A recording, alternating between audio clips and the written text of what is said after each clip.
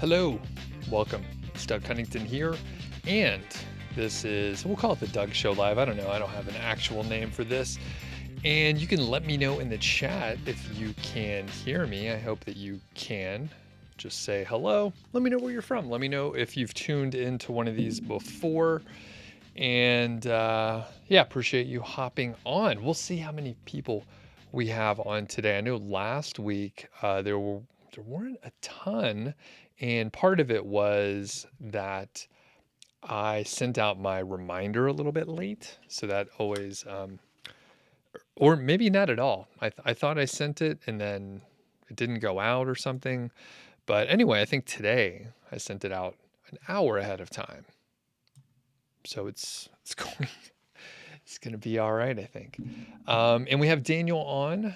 Good to see you, buddy. So Daniel's on here, and Adrian as well. So a handful of people. The topic for today is whether or not niche sites are a waste of time.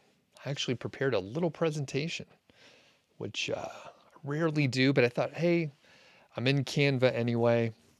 I'm going to go ahead and just put together a couple slides that we could talk through, just so you don't have to watch me the whole time, or at least not directly, not full screen.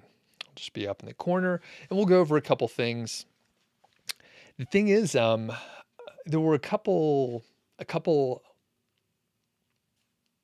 instances that made me think about this particular topic. Of course, probably every few months, or maybe more often than that, you'll see, is SEO dead? Is affiliate marketing dead? Is such and such saturated? Blah, blah, blah. And it's unfortunately just like a sensational type headline. So last week, I was watching the replay of Alex Cooper over at WP Eagle, one of my friends, and he was saying he's taking a little sabbatical. And I think he said, it's like maybe a couple weeks or something, like not even that long. And I thought he was going to take like a really long one, but it sounds like he just wanted to take a little time off from YouTube specifically, but that he was going to be doing other work, which it's just taking a break from YouTube. It's not even a real sabbatical, I guess. Although I'm not saying he labeled it wrong or anything, but basically, there has been discussion. Apparently, this is the worst way to get news, by the way. So apparently some people on Twitter were saying, they're not going to mess with niche sites or affiliate marketing or something in that realm. They're not going to do it anymore. They're going to move on to other stuff. And Alex mentioned, hey, I don't think they're dead. I'm going to keep working on it. I'm just taking a little break. I think he was getting a little burned out, and I think that is, one thing. I'll pat myself on the back. I've largely avoided burnout. Part of it is I have only been doing the things that I want to do and not the things that I quote should be doing to grow my channel. So it has actually taken a little bit of a shift because my channel isn't growing as much. Now, I think there could be other factors in play here. So, number one, Alex said, there were some people, or maybe it was someone in the chat, there were some people saying, hey, I'm not going to work on niche sites or affiliate marketing or content sites or be a publisher, blah, blah, blah. And, that was just some people that were vocal over on Twitter. I don't spend any time on Twitter. I have no idea. It's an echo chamber. A lot of places are an echo chamber, and I'm just in my own echo chamber with very little input from the outside. So I'm slowly going insane over here. Just kidding. But the point being, there was that discussion. Further, about a month or two ago, I published an interview with a lady named Nicole Mays. I put a link in the description here, but we talked about Niche Site 101. She was kind of coming back into the workforce or trying to find a side hustle.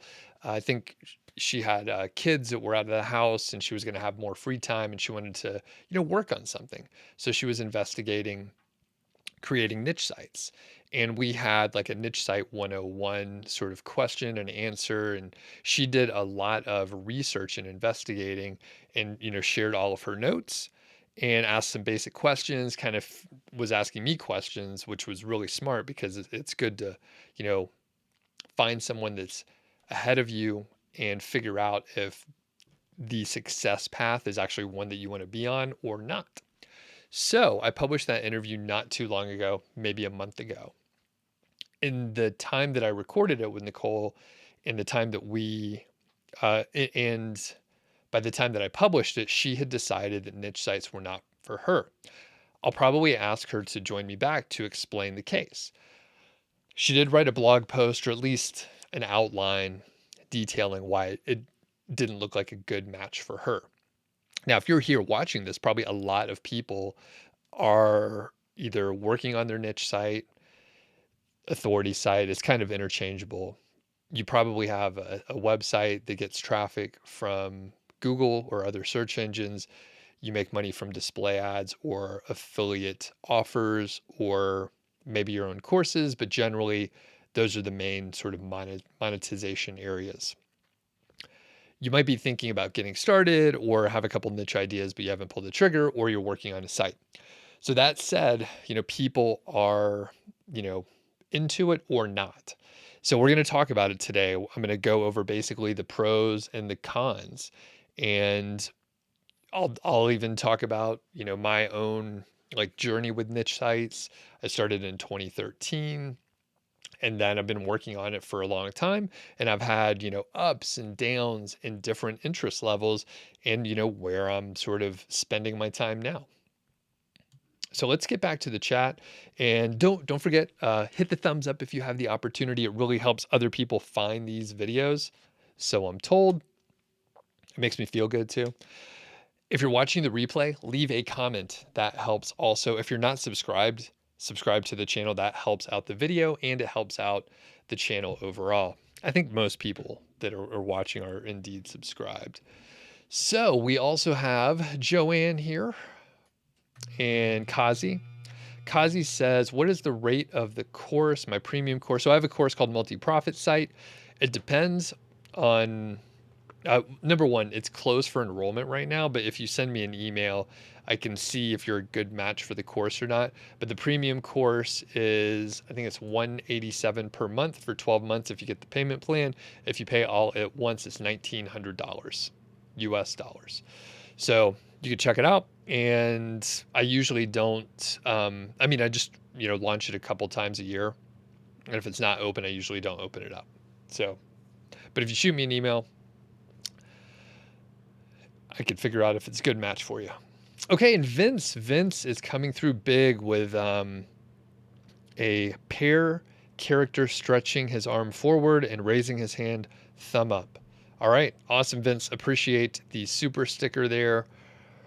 Usually don't get those, so yeah, that's pretty cool. All right, we also have Christian, maybe from Sweden. I'm not sure what Sholand, is that how you say that? Christian?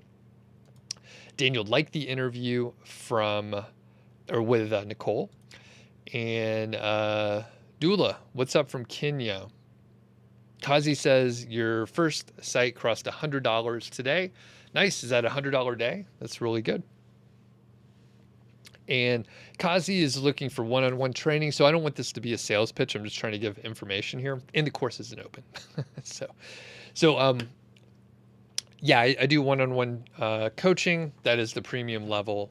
And that is, 1 hour, 4 1-hour sessions. And Howard's on. What's up, Howard? Okay, in Finland. All right. So it's kind of close. It's neighbor, right? Okay. And Edward says, as for the topic, are we talking about niches in general or very narrow niching? It doesn't matter. So one thing that can be helpful here is kind of defining. So I mentioned niche site here. One reason is my website is Niche Site Project. So I stick with the niche site vocabulary. Typically, niche sites, authority sites, content sites, They get traffic from Google via SEO. Usually they have display ads, probably some affiliate links, usually to Amazon, a lot of times to other places as well. And we're going to talk about all the pros and cons here and whether like niche sites are a good move for you or not, which is it's personal, right? And I'm going to break it down. So, as far as the, niches in general versus narrowing it down, it really doesn't matter. I mean, you can be very, very narrow, or you could be a lot more broad. I typically don't recommend, people doing a completely general site where it's like top 10 review kind of thing and cover everything. It's really hard to, get traction there. It can be just fine, but if it's your first site, you will probably run out of motivation before you start getting any traction and momentum, and you'll probably quit. So it doesn't mean that you can't have a general, the next wire cutter. Like any one of us here can create the next wire cutter. But unless you have a big budget and you're really patient and you work really hard, then it's probably not going to work out, right? You're going to quit, especially if it's your first time around. A lot of times people have a site or two where, maybe they learn a little bit, they make some mistakes, they make a lot of mistakes, and their second or third or fourth site is going to be the best one. It's an iterative type approach. Usually it won't feel like it as you're going through it, but my first site, I got a ton of traction, and then I hit some, rocky times for sure. All right, so before we get too deep into it, I will ask I'll ask questions. I will ask you questions, but you could ask me questions for sure. I will probably mark them because I do have a presentation today, and that's one thing that gets kind of squirrely. I usually don't do a presentation, but I have a handful of slides that we'll go through. I'll talk pretty quick once we hit the meat of it. I'll mark your questions and I will come back to them at the end. It works best that way so that I can continue with the flow, say what I need to say, and then we'll be able to move forward. If the question happens to be directly related, then I'll go ahead and answer it. But generally, I'll mark the question and come back to it. So before we do, I will see if there's any other questions that we can get to right away. So Kazi says, no, you hit $100 per month. Fantastic. That's great. And so this is relevant. So Aman says, my review site got hit in the spam update. What are my views on review sites nowadays? So we're going to talk about that specifically. It's literally one of the core pieces of the presentation. Cats and Kittens is asking about Jasper, which I will come back to and I'll save that to the end. All right. And Kazi says, I was really demotivated in the start, but it's your 11th month and you say consistency is a must. Keep up the quality and the nature will bless you as your efforts will converge. Nice. Howard says this, I got excited. I did research. I bought a domain. You set it up on WordPress. Awesome. When you got started researching your first post, you got overwhelmed on how much info is already out there for a long tail keyword. And actually, I'm going to come back to this too once towards the end of the presentation, because like I said, I'll give you a little background on my start and then where I am now.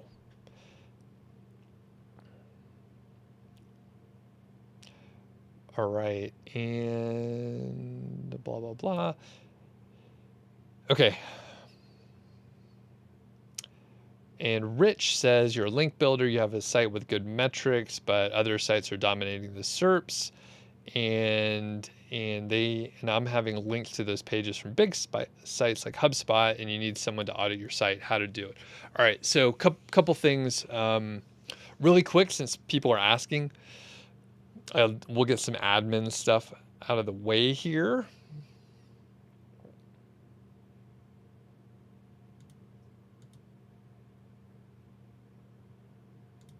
Oh, and CX Nation has a good question that I'll hit before we get into it. All right, so a couple quick announcements. Number one, I have a website. It's called Niche Site Project. There's a huge amount of information there. you can sign up for the email list and get all the templates and systems and other things that I use. So the other thing that you can get there is information how to contact me. So there's a hire me page. So if you want to hire me, you can. That is something I don't emphasize much. I usually do these to like share information, but people do want to work with me. People find me. You just got to go to the website, and then you could go to the page, and it's easy to find. But it is kind of nice to have a barrier, so I just don't have random people trying to get in touch with me. They have to go and look for the information. It's on Niche Site Project. If you want to get notifications for these live streams, there's also a link in the description here, because YouTube is not very good at notifying people. So if you do want to be notified when I do the live streams, which are typically at this time, Tuesday, 12 noon Mountain Time, usually send out an email about an hour ahead of time, and I'll let you know what I'm talking about. You also sign up for the email list, and I'll let you know about other content that I'm putting out. Okay. The other thing is we have a couple sponsors, and I do want to give a proper shout out to Ezoic, and specifically their NicheIQ or NicheIQ research tool. It's a better tool for niche sites, and it's made to help find topics and help you manage your pages specifically to grow quality visits and revenue from display ads. There's also built-in reporting and analytics, so you can measure the performance of your SEO efforts on the bottom line, how much you're earning specifically, and it'll help you understand the positions, the traffic, and the revenue. And you can run experiments, so you could test and complete experiments on titles and descriptions to see if it improves the CTR. So you can check that out over on Ezoic, and it's free to use if you're monetizing with Ezoic, like many of the other tools. So check out Ezoic. There's no page view minimum, so you could get started via the Access Now link in the description. And also, big thanks to Odys Global, the source for premium age domains. And we will have a featured domain in a few minutes when I need to let my voice rest a minute here. All right. So, couple other quick questions before we get to the presentation. So Cats and Kittens says, is KGR still working? That's the keyword golden ratio. The answer is yes. And if you go watch some of the videos and check out comments, you'll see people are using it and sending messages and saying, hey, I did it in the last couple of weeks and it worked great. Additionally, this will come into play. I haven't done any specific tests with KGR in the last several months.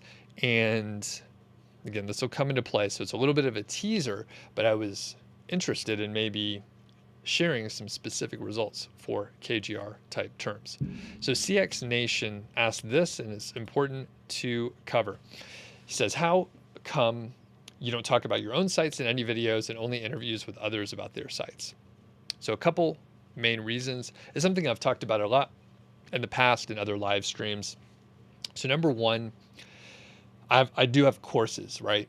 So I usually share success stories from students who took my course or people that I just know in the industry. One reason why I really like to share my students' results and not my own is because I've been doing this for almost 10 years. And if I showed you what I did, it's not as good of a representation of the course and the teaching ability that I have, because it's like, if you tried to learn, I'm trying to think of a good example. Yeah, if you took like basketball lessons from Michael Jordan, bad example, I'm not like Michael Jordan, but if you took lessons from an expert and the expert was really good at results, but they were terrible at teaching, it's not that great. And the other part is, at some level, and I actually learned a lot from Pat Flynn. So he shared his monthly income for a long time. By the time I started following him, he was making like, $20,000, $30,000 a month. After a little bit, he was making like $50,000, $80,000, $100,000 a month, which is basically unrelatable. He's like earning a full-time, like high salary that people are used to earning in a year. He's earning it in a month. So it was completely unrelatable. At some point in the past, and by the way, I've never shared my income, but at some point in the past, I was like, I'm not going to share my information anymore because I'd rather share, students that are more relatable. And I personally just don't want to share it. The other reason I don't want to share it is when you start sharing your websites, when you start sharing revenue, and you have audience and people that are following along, there's a lot of people that have more time than sense, or maybe like manners. I'm not sure how to describe it, but basically people will do as much as they can to like fuck with you. And it could be, some teenager who's who just has a ton of time and they're like, hey, I want to fuck with Doug. So there were multiple instances where I had negative SEO. And I know people will say, there's no such thing as negative SEO. The thing that happened to me is someone sent like hundreds of expired domains. They redirected them to my site along with a couple months of other negative SEO activities. So Google's pretty good at understanding that these are garbage links, but at some point they can see that there's like deliberate activity for a long period of time. And I had a site that was messed with via negative SEO right around like December, January timeframe. And it cost, the site got a manual penalty, and it took over a month for me to recover it. So I lost all that revenue plus the time that I had to spend. And then I hired a consultant to help me out. So basically, I have no interest in sharing. And if you talk to other, like Alex over at WP Eagle, he shares many of his sites. So you could go follow along with him. Other people share their stuff too. Just personally, I don't want to share my stuff anymore. It probably cost audience. It probably cost, people not watching. People maybe think I'm full of shit. But the thing is, if you go and review my history, you'll see that I have had many successes along the way, and generally I know what I'm talking about. But I don't share any of my shit anymore. It's just not worth the downside. So long explanation, CX Nation. Hopefully you're still around. Yeah, and the thing is, just people have so much time online, and they're just like, hey, I would love to make someone look bad, and I would love to it cost me multiple 5 figures. It's a very bad situation, so it is certainly not worth it, at least not to me. And another great example of someone who shares stuff and does like a case study every couple years or so is Spencer Hawes over at Niche Pursuits. And the thing is, if you look at some of the sites, and Authority Hacker, Mark and Gail, they share their stuff too. Or occasionally they'll have a site that's public. Follow them along for a little while. You'll see there's issues. There's issues with sharing. It does prove the case, and I have thought, that it's one of the most common recommendations, like, hey, we want you to build a site so that we can see it. And like Best Roof Box or the Popcorn site over at WP Eagle, it's copied a ton. It's just not worth it. Just not worth it. Not to me. It's great if other people do it, because then I could tell you to go follow them. But for me, it's no good. All right, cool. I think we made it through a lot of the questions here. So let's get to the main presentation. Should you spend time on niche sites? Is it worthwhile? Hit the thumbs up if you have the opportunity. If you're watching on a mobile device, I think if you just tap the screen, there's like a little thumbs up there, and it should help more people find this. As I said, I took the time to create this little presentation today over on Canva. All right. So, niche sites are great, but are they really? So like I said, I did this interview with Nicole. There's a link in the description, and basically went over the very basics of creating a niche site, affiliate marketing, and the like. I also answered her questions about what I was interested in and what I spend time on now, currently. So in the end, Nicole told me that she decided that it wasn't worth her time to work on niche sites. I don't know what she moved on to. She took a lot of notes and she made some assumptions. I would have shared the link to her site. If you go listen to the main first interview, there is a link to her site and you can hop over. It's very raw, so it's really like an outline, so I didn't feel like it was ready to share. It wasn't in a format that was good to share. But at the end of the day, she was like, hey, it would take the broad strokes. The main thing is like it would take too much time to work on the site for too low of a return. And I emailed her back, and I'll probably have her back on to talk about this. But basically, she made some broad assumptions, which you have to do if you're trying to plan things out. So she made some broad assumptions. Some of them are valid, some of them are debatable. But at the end of the day, she was calculating how much time that she would need to spend on a niche site for like a year or two, and how much the site might be worth in a year or two, to put a value on her time. And at the end of the day, she thought she would have to spend a huge amount of time for very little return. And again, like you have to make assumptions and you have to, figure out what's going to work for you. And it's hard to say. It's hard to say overall, but she decided not to. So we're going to go over the pros and cons here. If you were just hopping on, thanks a lot. You can ask questions and I'll get to them at the end of the presentation here, which I think it'll be pretty fast. I'm not going to ramble on for too much here. So we're going to hit the pros first. We're going to start negative and then we're going to punch holes into everything, and feel free to note your pros and your cons for niche sites as well. And I'll highlight them on the back end here. So the first thing, it's very easy to start.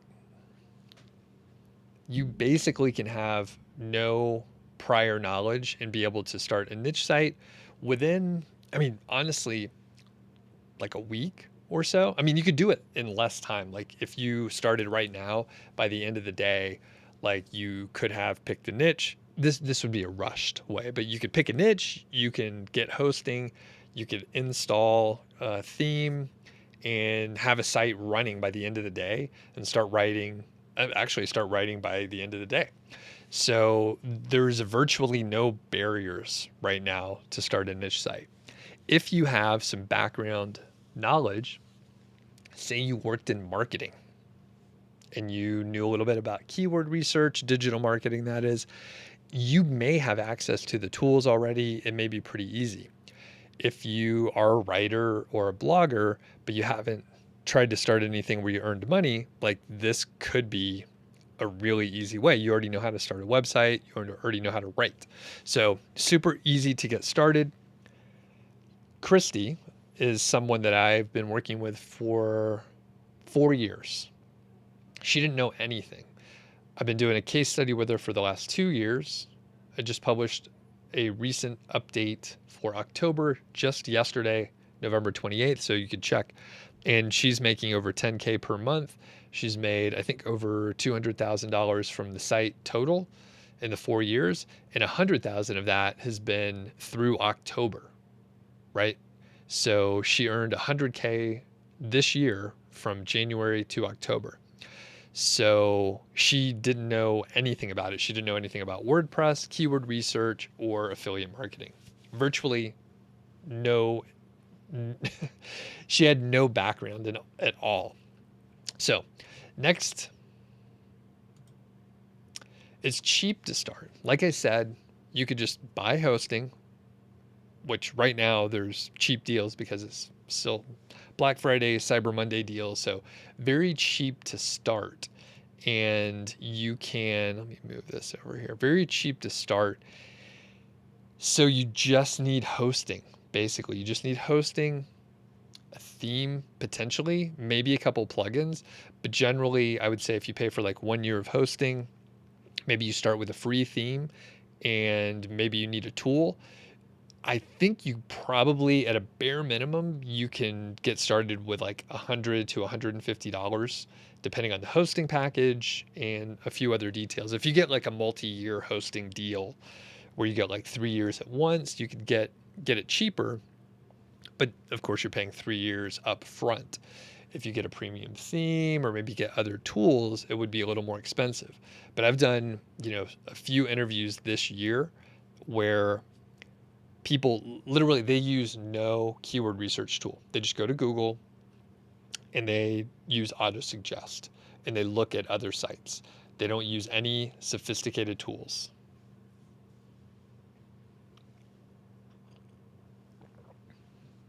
Okay. Next, you can follow your interests. So, with, I don't know, maybe with a corporate job, right? I did consulting, right? So I was working on shit I didn't care about. It was like billing software for a telecom company or a utilities company. And it wasn't even like a fun part of the billing software, which isn't fun at all anyway. But essentially, I was working on things that I, didn't care about, but they were, I would say, empirically fucking boring. So if you're working on a niche site, you can pick something that you're interested in, no matter how small it is. If you're interested in it, there's probably hundreds and thousands of other people in the world that are interested. So you don't have to have like the same market as a physical product business. Like if you opened a bakery, it would need to, be a big enough town to support a bakery or you wouldn't earn enough money.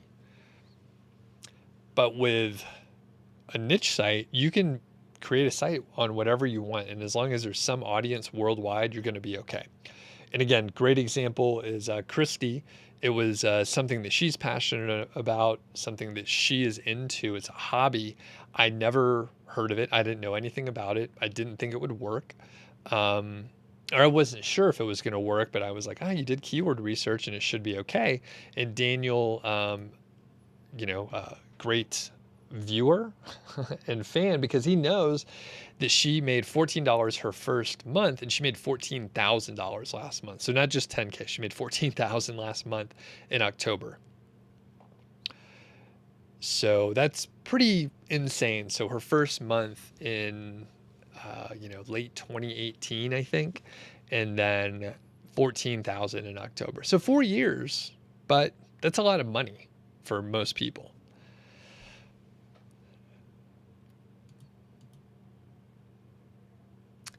Simple, all right? Just have to write.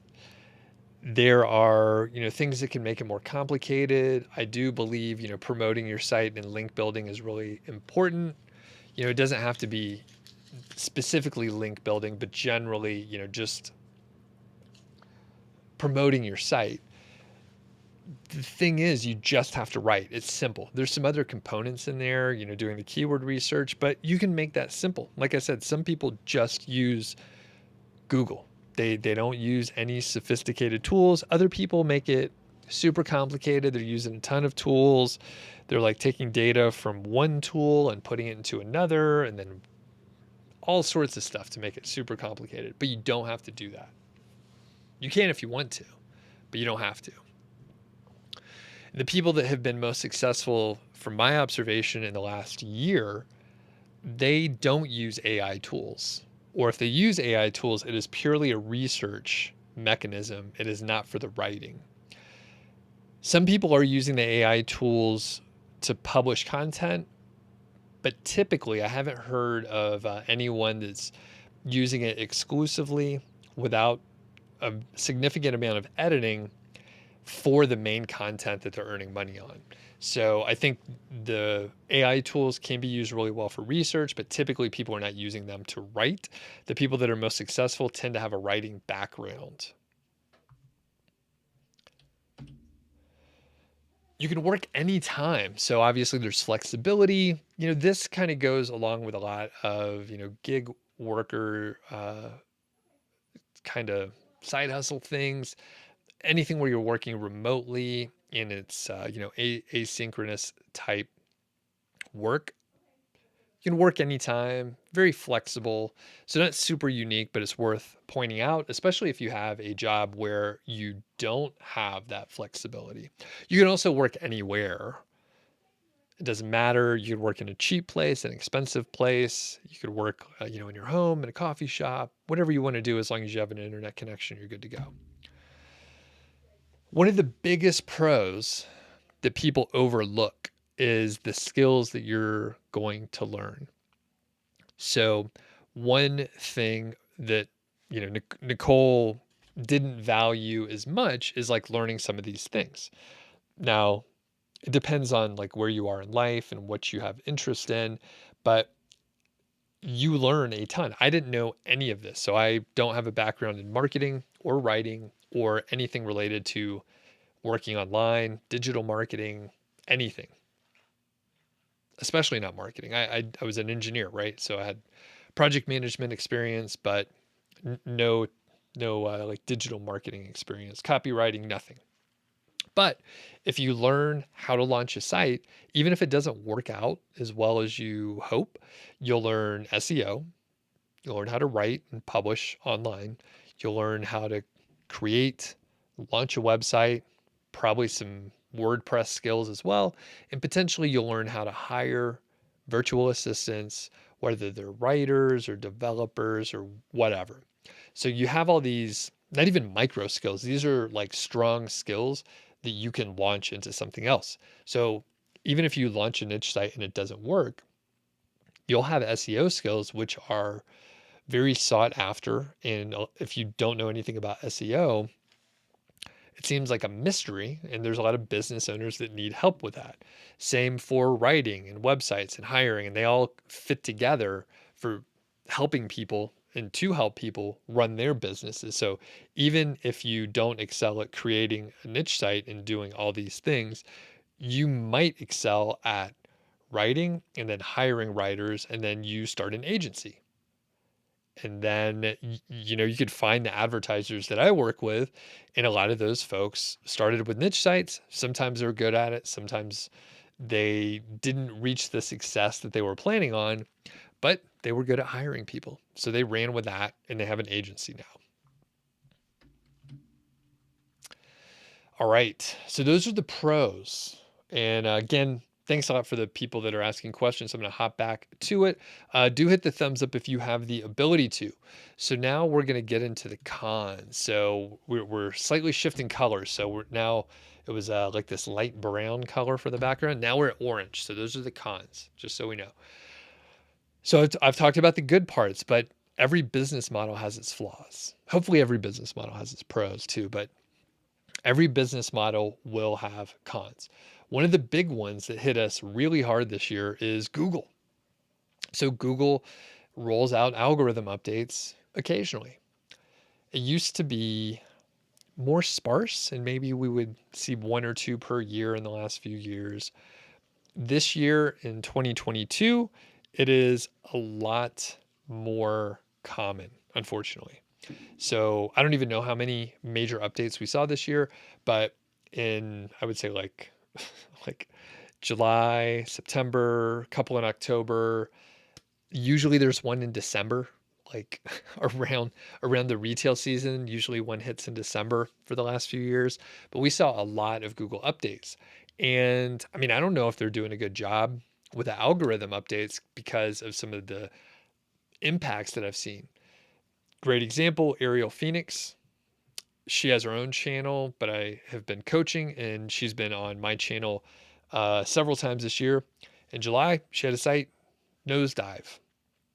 Lost about 80% of the traffic. She didn't really do much to it. I think she published a couple new articles, but largely didn't touch it. And in September, another update came out, and the traffic shot back up. Recovered most of what she lost. I'm not sure if it was completely back to where it was, but she got a lot of traffic back. So Google, with that reaction, it makes me think that number one, she didn't do much work to it, and the fact that it dropped and then came back means that maybe that update in July didn't do what they hoped. It could be wrong. It could just be, collateral friendly fire type damage, but it's hard to say. And we've seen this over and over again. There were, several people that had the same impact. Some people, of course, her site did not come back after July, but we see this sort of up and down all the time. Further, there are impacts for, specific updates. There was a spam update. There's a product review update. There's a, general core update. And someone did ask about the product reviews, so I'm going to talk about that coming up. But, basically, even sites that didn't have any product reviews and were highly focused on informational topics were still impacted by the product review updates. So what does that mean? I don't know either, but Google is definitely a thing that you have to consider. So you get all your traffic from Google, or at least most of it, and Google does not have good support in that area, and there's a lot of volatility, and that's just the reality. You also potentially have to deal with Amazon. So if you do monetize with product reviews, typically you're working with Amazon. They have lowered their commission rates 2017, 2020. In both cases, I lost a huge amount of money and it wasn't fun. I sold websites around that time frame. Unfortunately, just after those commission rate changes, and sadly, in both cases, it was over six figures of an impact for each of those. So that's no good. And you can't do anything about it, right? Like we're able to utilize the marketplace and take advantage of the huge audience and market and customers that work with Amazon. So, you could do other stuff. You could try to work with other companies directly. You could try to work in other affiliate programs, but the conversion rate is so high with Amazon that if you work with someone else, it has to be like a huge commission rate improvement to deal with like the difference in the conversion rate. So it's tough. Of course, you can work with display ads, and that's great. It's a good way to temper any issues that you may have with Amazon or otherwise as far as monetization. But you usually have to have a lot more traffic. So there's a trade-off. There's always a trade-off, and that may be the theme of this presentation. Like, we're going over pros and cons. Every business model has pros and cons. There's external factors, there's volatility. It's just different sources. So whatever you pick, it will have similar pros and cons. And they may be easier for you to deal with or harder for you to deal with. And that's why it's also personal. But anyway, Amazon, largely out of our control, just like Google. And, we're able to utilize the infrastructure that they have, but it comes at a cost. Time. So this is something that shifted. Now, when I got started in 2013, you could start a site and rank it pretty quickly for a fairly competitive high volume search term. Like the first site that was successful for me, I started it in July of 2013. Is that right? Yeah, July of 2013. I was able to rank a term that got 5,000 searches per month in about 3 months. 3 months. And it slowly climbed.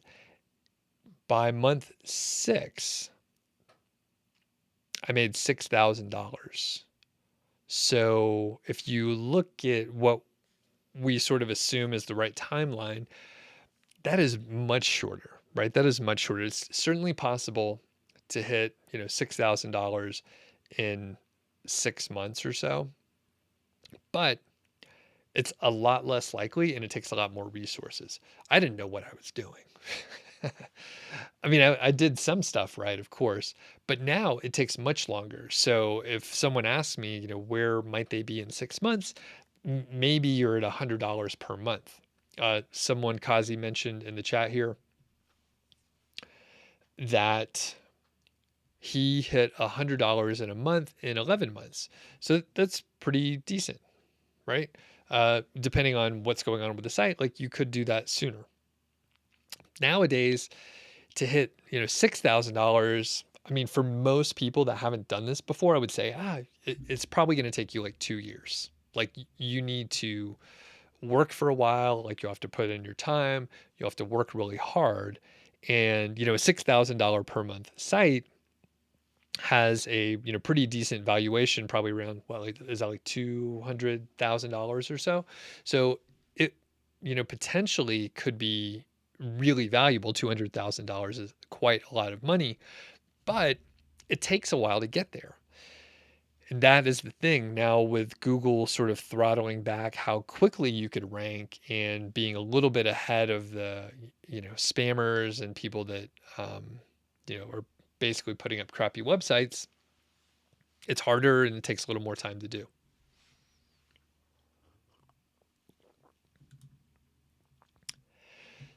So one of the pros is also one of the cons.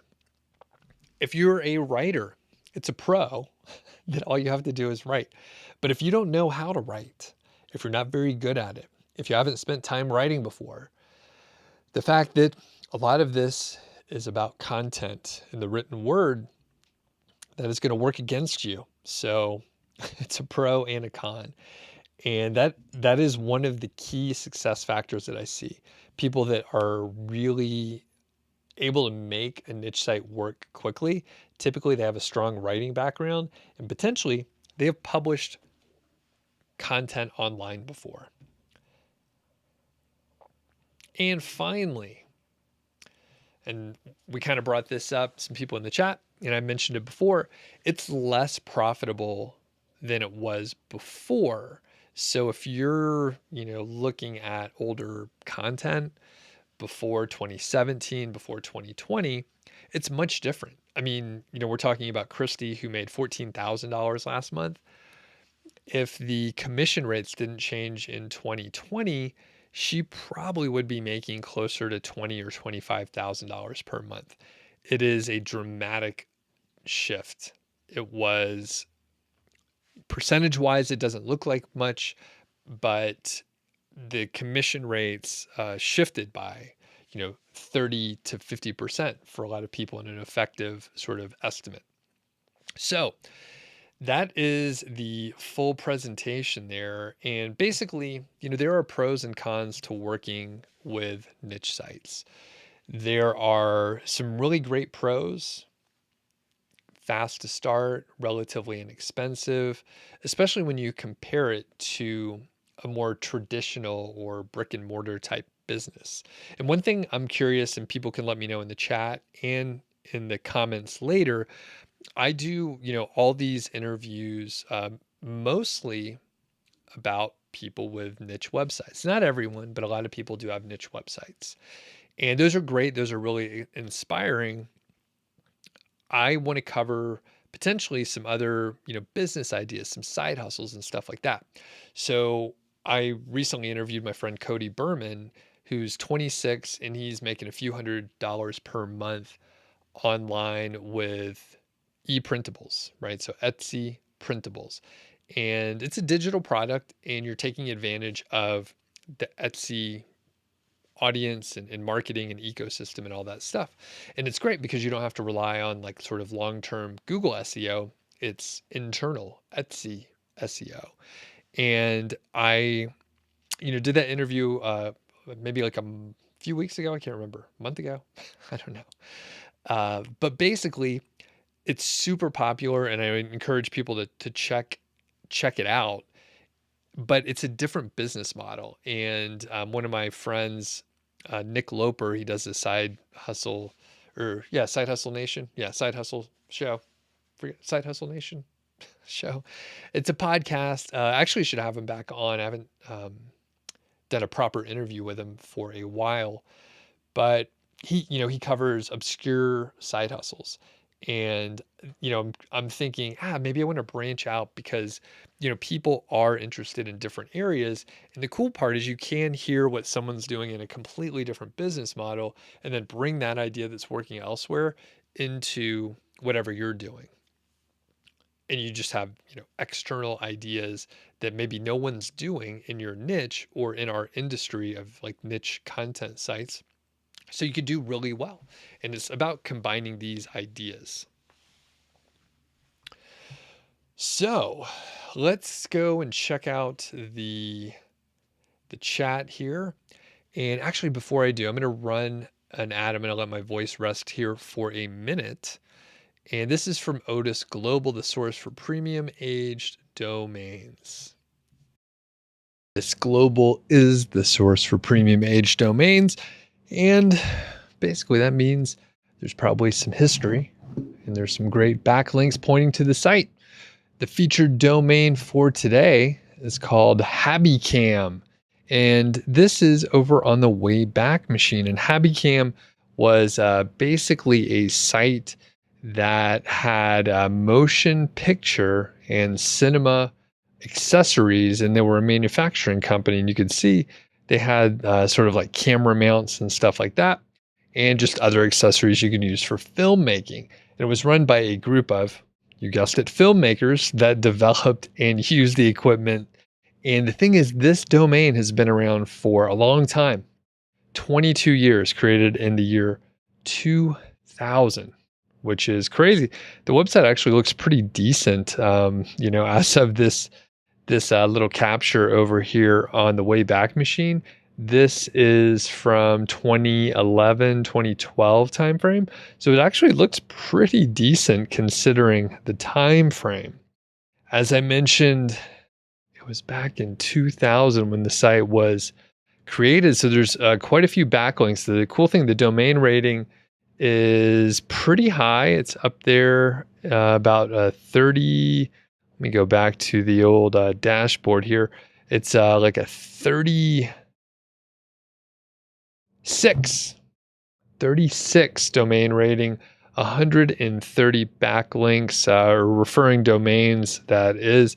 And there are something like 89 or 90 referring domains that are do follow. Some of them on here are harvard.edu, sourceforge.net, wired.com, tripod, Thingiverse, Angelfire, Tom's Guide, Petapixel, and so on, overclock.net, photofocus.com. So tons of very high domain rating backlinks. And as you can see here, they were legit products. They were very well regarded overall. And you could do a lot with this website, of course. So one thing I would look at is just featuring more video and cinema products. Of course, there's tons of products out there. You can certainly focus on the physical aspect of these and, try to promote physical products and do reviews. But there's also a ton of digital courses that you can promote as an affiliate and earn quite a bit of money, because those digital products usually have a higher commission, and there's no physical thing you have to sell.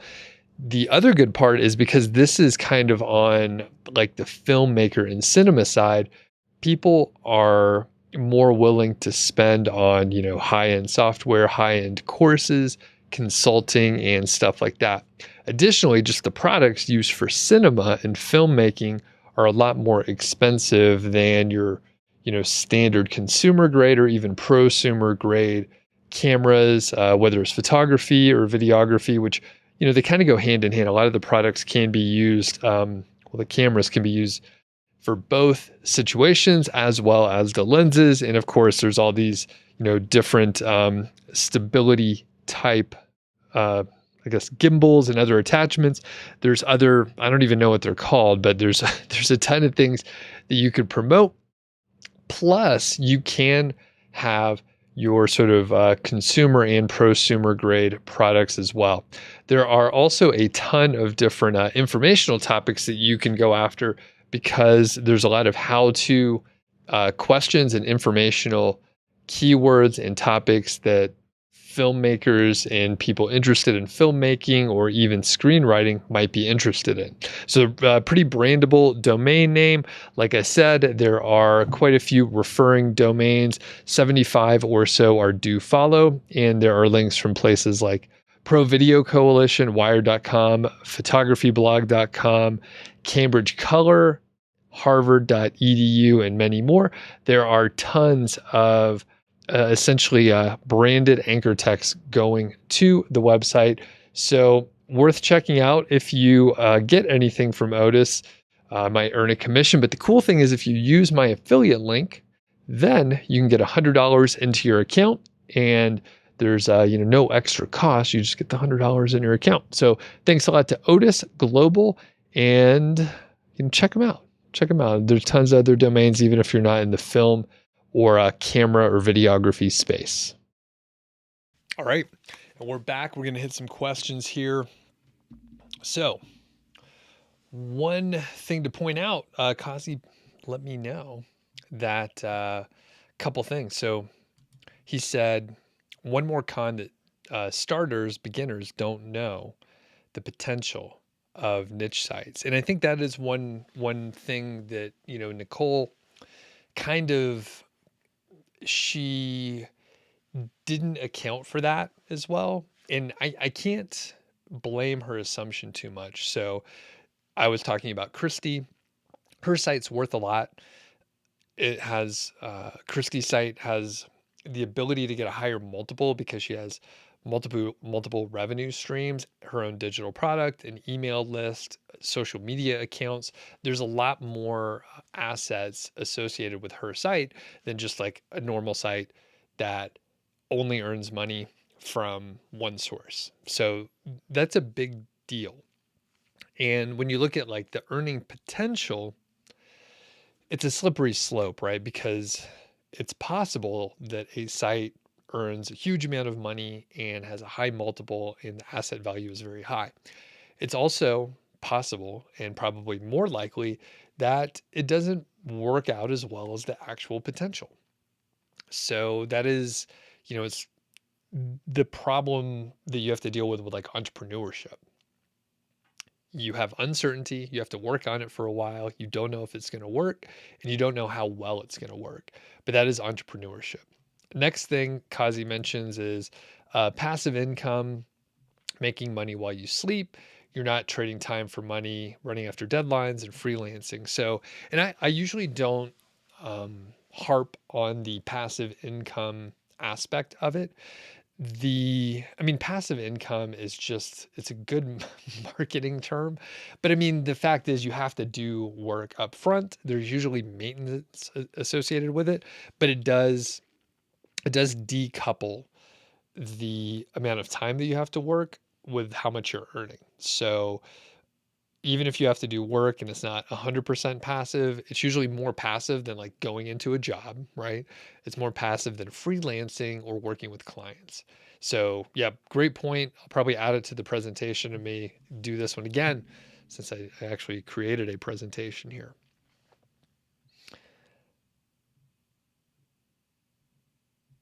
All right, in good fortune to say this, niche sites were profitable 5 or 6 years ago, but with Google updates, competition from big sites, it is now difficult to create a profitable niche site.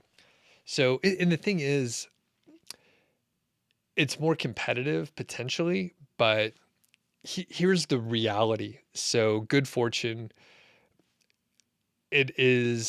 your statement is incorrect because you're saying that they're not profitable anymore. And the thing is, we could find examples where it is profitable. People this year started sites that didn't have a background before and they made it profitable. So it just depends on what you want to work on. I'm not saying that niche sites are the answer. Your statement is wrong.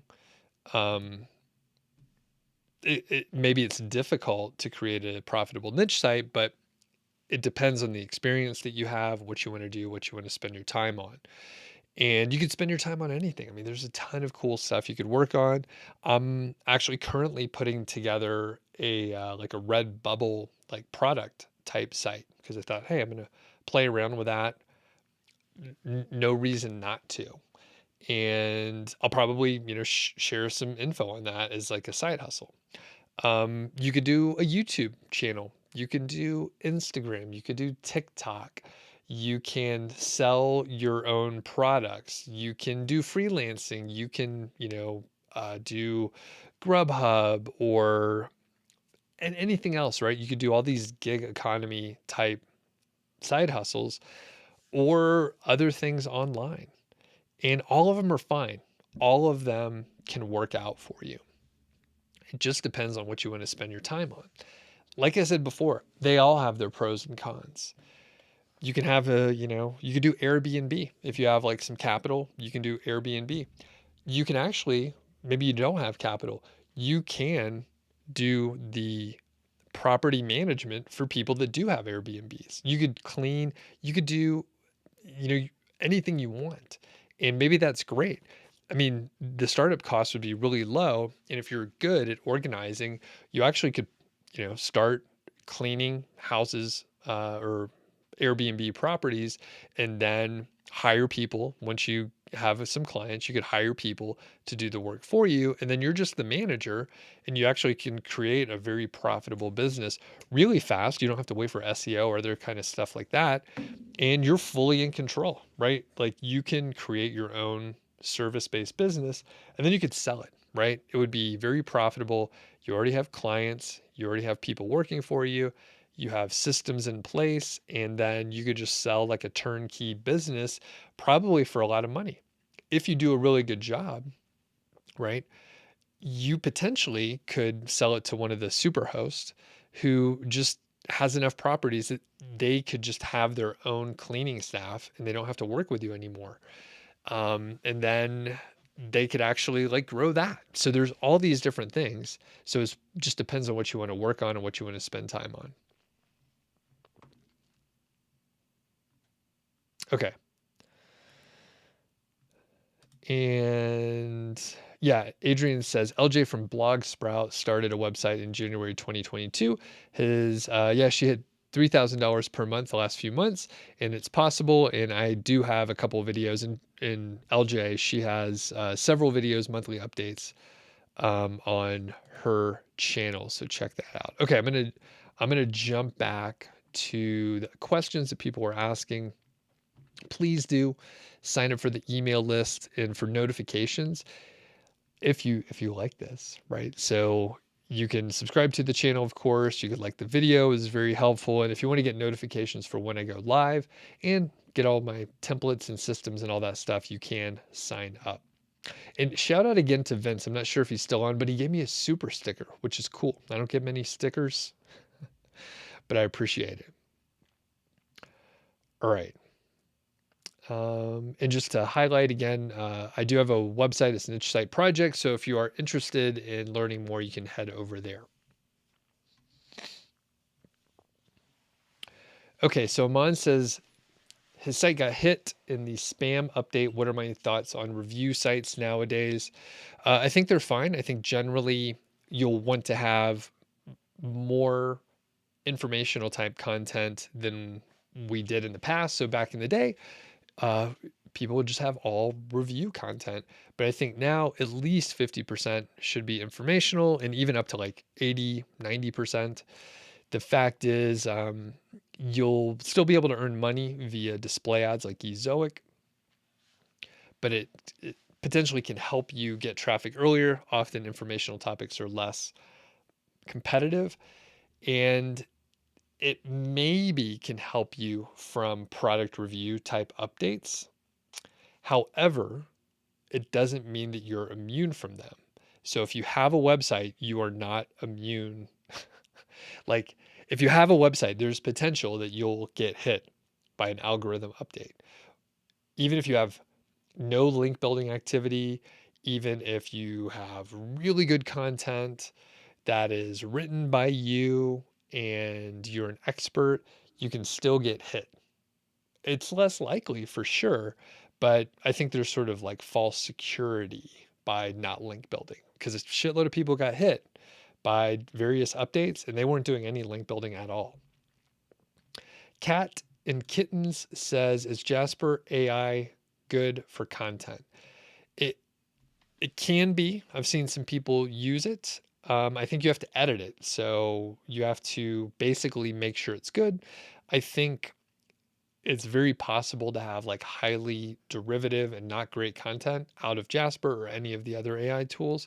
So I would say if you use such a tool, you have to make sure that you're editing heavily and making sure that it has, your voice and the facts are correct. I think that's one of the issues that people have is the facts are just, um, there's just stuff that's wrong in there.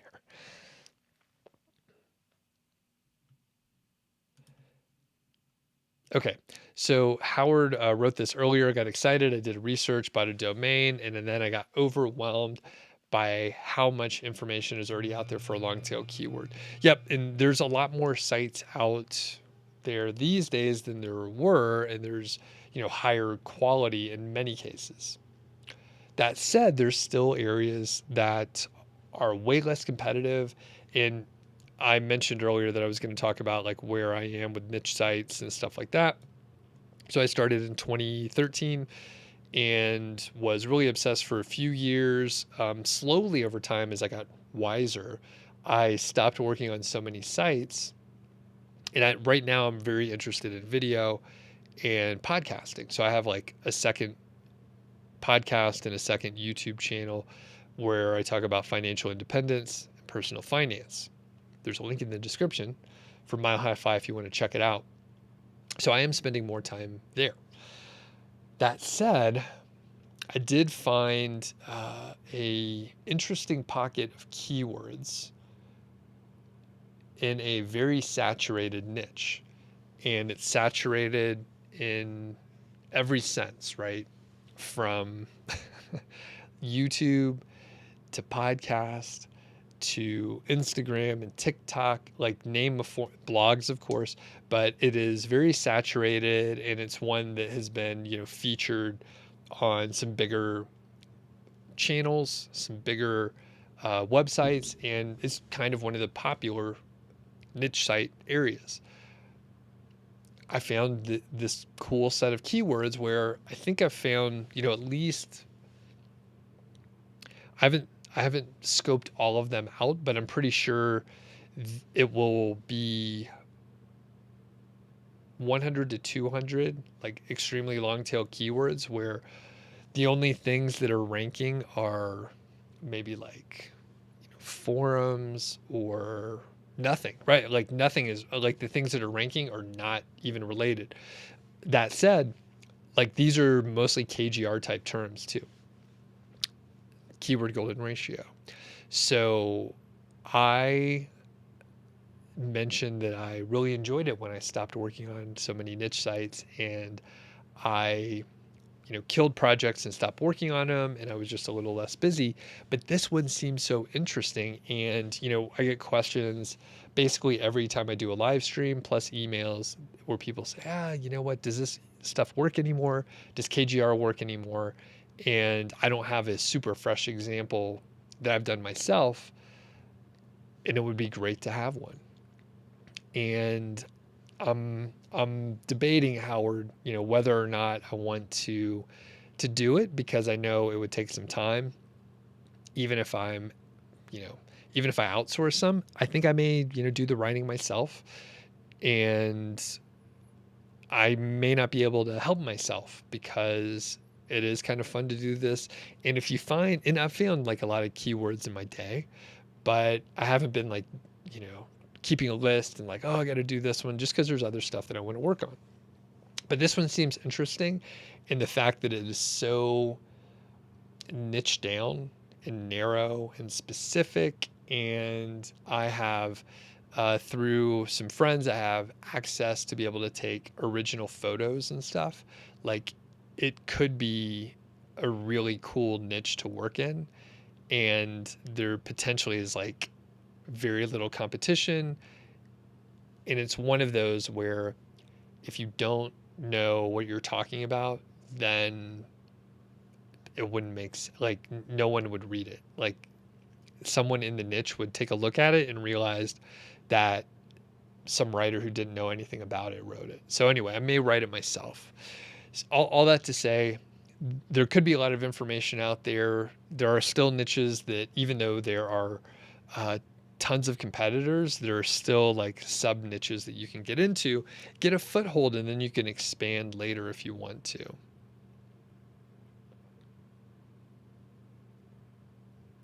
All right. And Mr. Rich says, I need someone to audit my site. So I do some coaching, some consulting.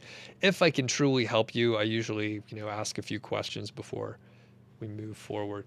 Joanne says 2022 has been a learning curve and your focus for 2023. Nice. What's your goal for 2023?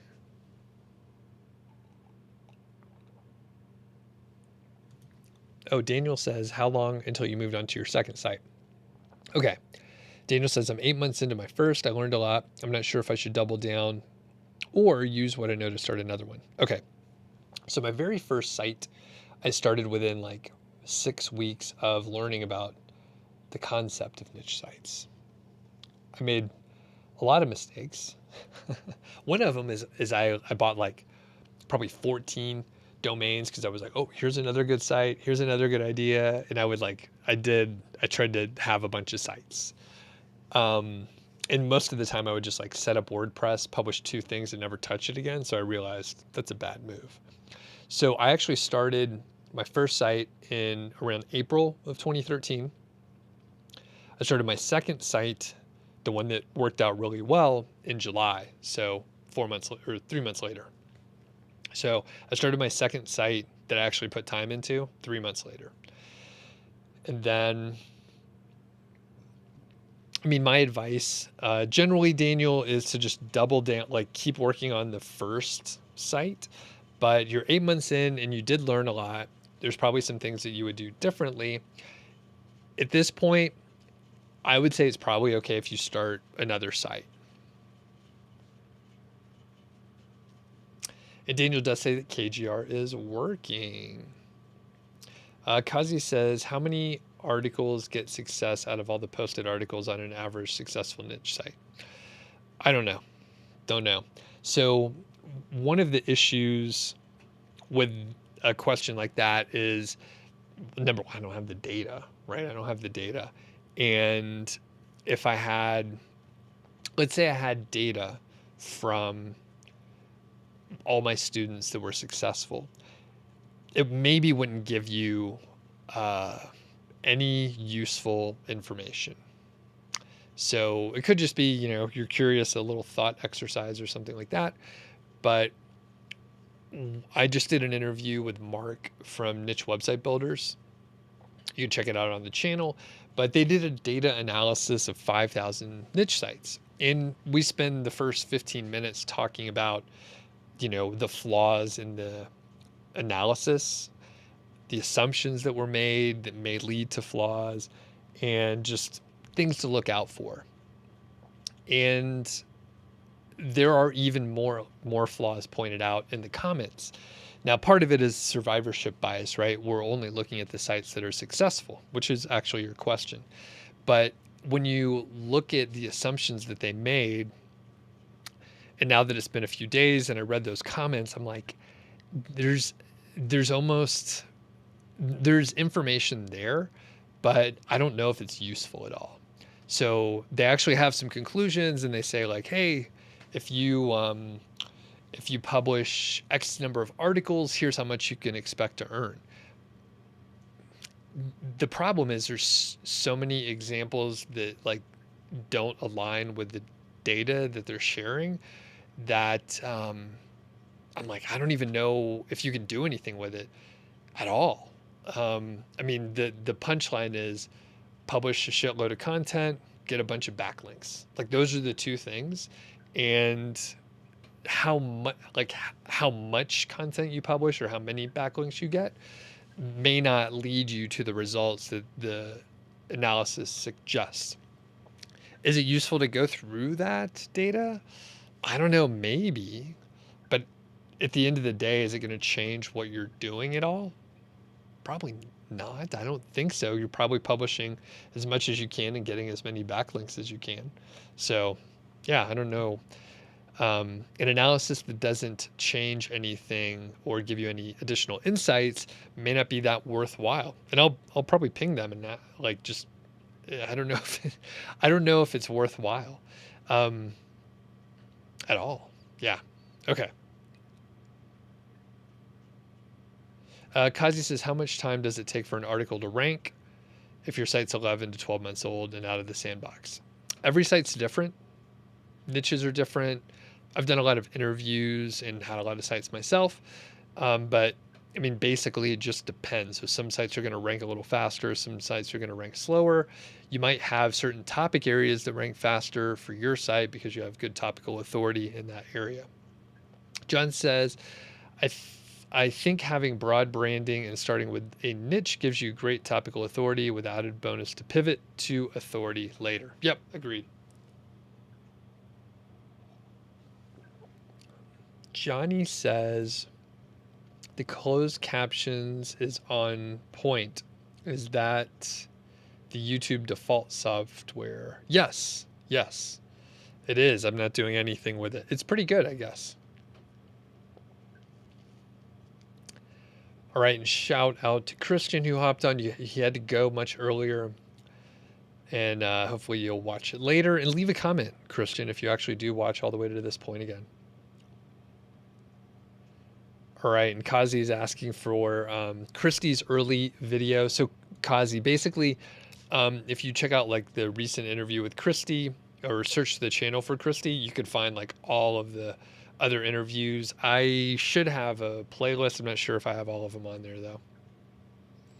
And Johnny also says $14 in the first month. We can't even get a site index that fast. All right. Getting to the more recent questions. CX says, are niche sites passive if you constantly have to pump new content to stay ahead of Google updates? And I think, it's interesting. So back in the day when there weren't as many blogs, the common wisdom was like, you have to publish consistently so that people would come back to your site, and it was like a community. And people would leave comments and all that stuff. And there was a time where not publishing as often probably didn't matter. In fact, I would publish, 50 articles in a day and then not publish anything for 6 months and then just publish a ton and then not worry about consistency.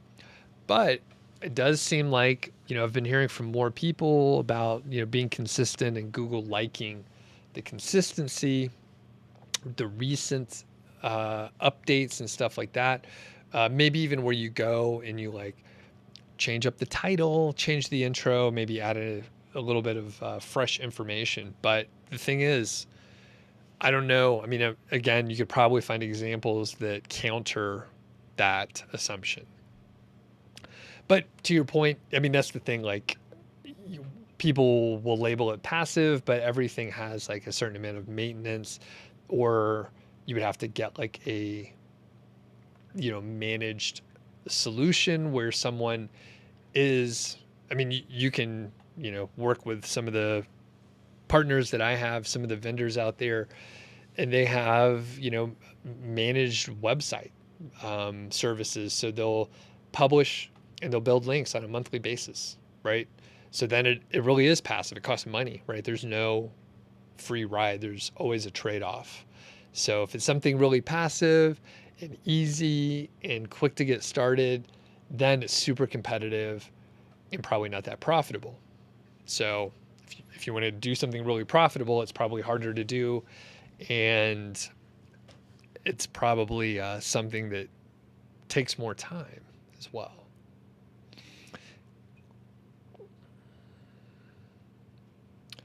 All right.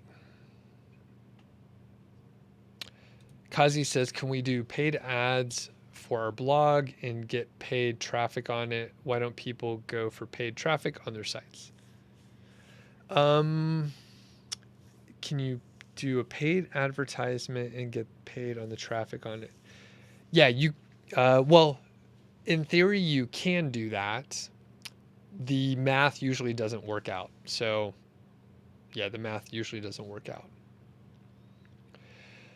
Otherwise, right, if they were able to do that, then they would just pay for the traffic to go to their site.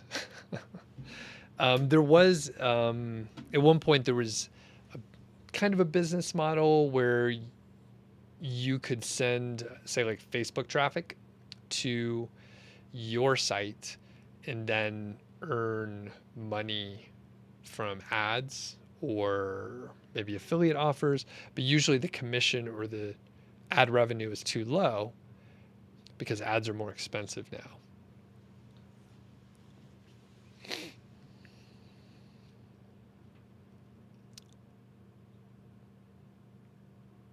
All right. Good Fortune says, yes, it is difficult now. I don't want to demotivate anyone, but maybe only 2% of niche blogs succeed and it means 98 fail. Do you think luck plays a huge part? So here's the thing, Good Fortune, and Daniel says it right here.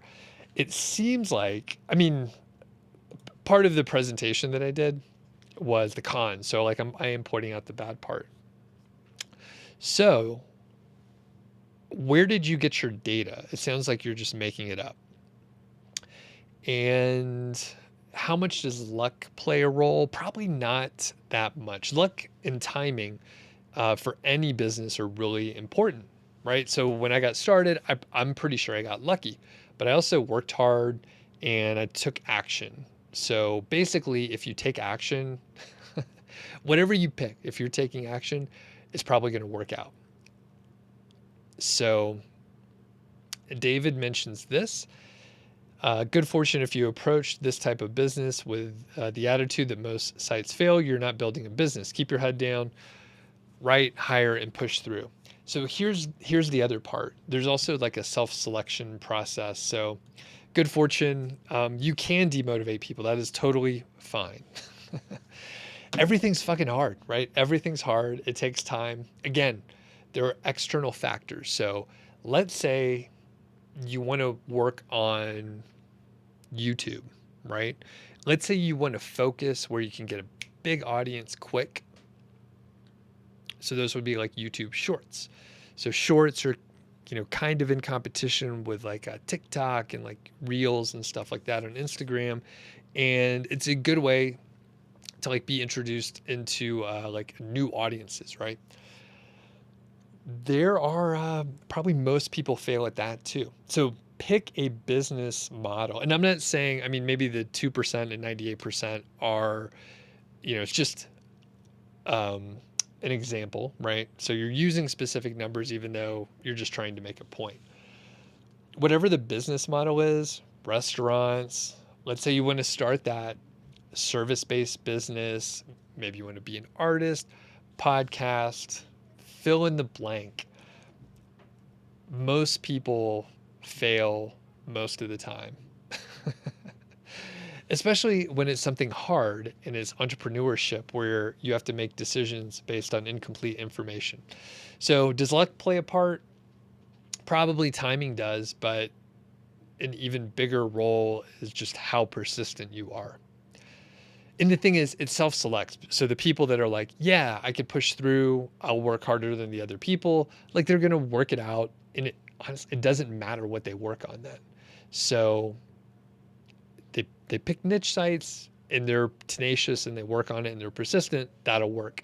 If they pick something else, that would also work. Christy, she's one of my students. If she worked on a different business model, it also would have worked. It doesn't really matter. So it's really the person, not the business model. Luck and timing play a role, but if people are going to be successful, they probably will. John says, hey, late to the live, but my site's earning on affiliate and Ezoic, so thanks for keeping me motivated. Attribute you to keeping me going. Awesome, John, that's fantastic. Mr. Camacho says, is there any way you could look over my site? Yeah, absolutely. So just go to nichesiteproject.com/hire-me, and then you can get more information there. I don't look over people's stuff for free. There's too many people that ask me, and I, while I do live streams and I spend a lot of time online producing content, I try not to be in front of the keyboard very much. So yeah, I can take a look at it for sure, but you just have to pay me. Oh, and Joanne says, it took me a long time to catch up. You're at 90 posts and your goal for 2023 is to be at 250. Awesome.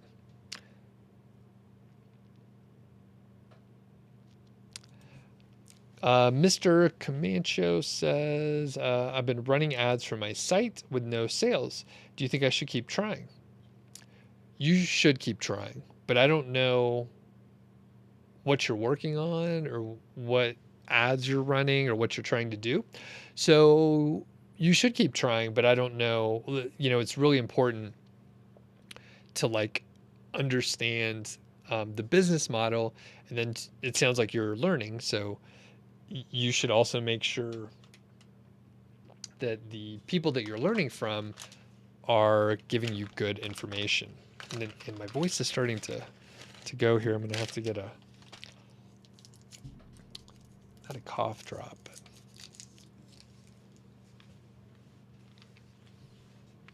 all right. CX says selling shovels like services, like backlinks and content is how they make money. So they will use that data to align with their statements. So you can't really trust it.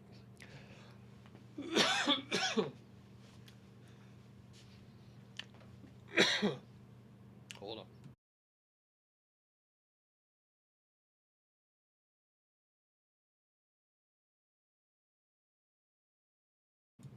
And CX Nation is talking about the study from niche website builders.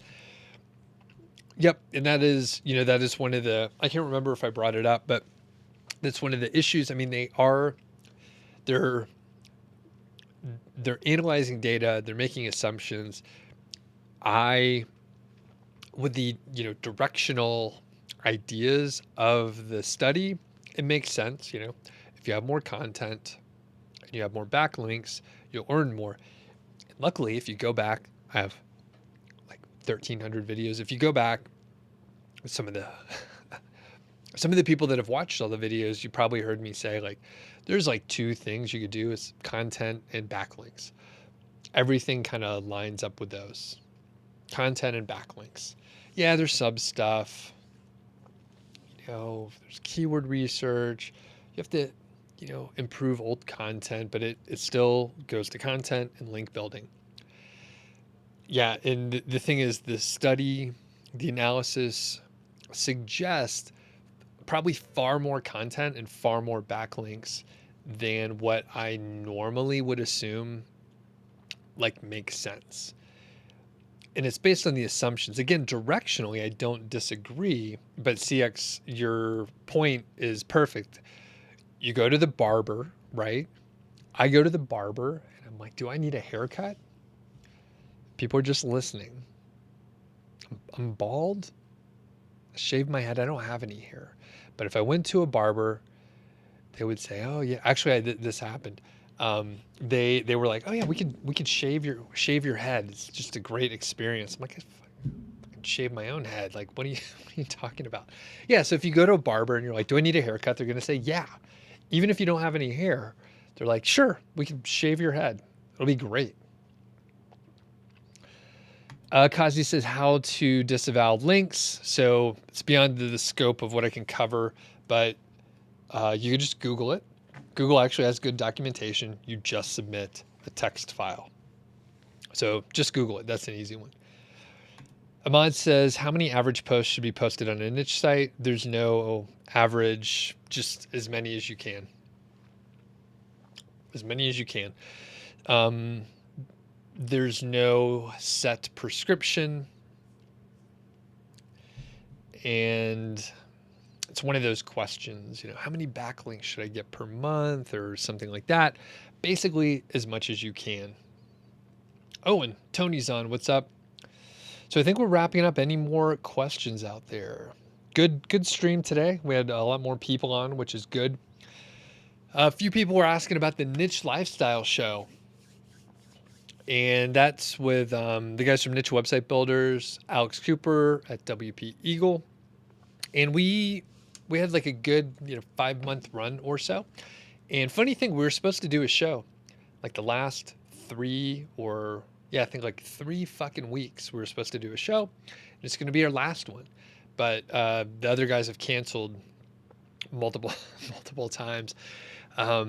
Always something else going on. So I think, not tomorrow, but the following week, I think that's like December 6th, if I got it right, the 7th, December 7th, we should have our last show, and we'll talk about it more. But basically, we all do live streams already, and it was kind of redundant for me.